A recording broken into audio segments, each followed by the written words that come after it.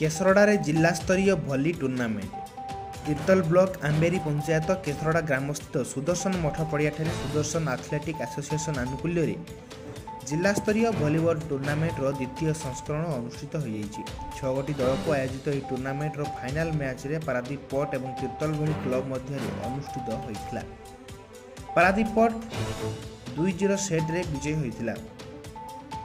Association सभापति ललित मोहन महांती और संपादक विक्रम केशरी महांती पताका उत्तोलन करथिबा बेले आंबेरी सरपंच श्रीमती रीनाबाला मल्लिक और समिति सभ्य अरुण कुमार मल्लिक ट्रॉफी उन्मोचन करथिले।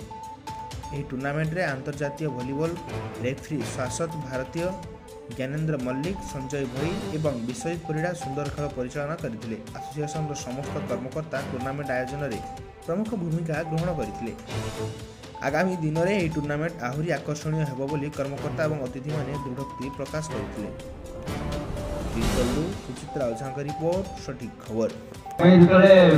केन्द्रापड़ा टीम ये आसला से पारादीप पोर्ट संगे पारादीप पोर्ट रू आसलु से मोर मन अच्छी पुलिस बिहारी बेउरा सेटअपर अच्छा मोहम्मद मसीउज्जमा यू मैंने बहुत भल भल प्लेयर केन्द्रापड़ा टीम आसते किंतु आम फास्ट सेट जो हरदेलु से 15 पॉइंट गेम था एवं आमे 5 पॉइंट हर द्वितीय सेट को खेलिया राजी है गंडगोल कले विभिन्न प्रकार रेफरी को गाड़ी गुलज कर खेल छाड़ी चली जाइए अनुभूति से वर्ष पर वर्ष टूर्णामेंट हो बहुत खुशी ये अंचल सुदर्शन एथलेटिक एसोसिएशन तरफ आउ थे खेल आरंभ है मत जो प्रथम जाती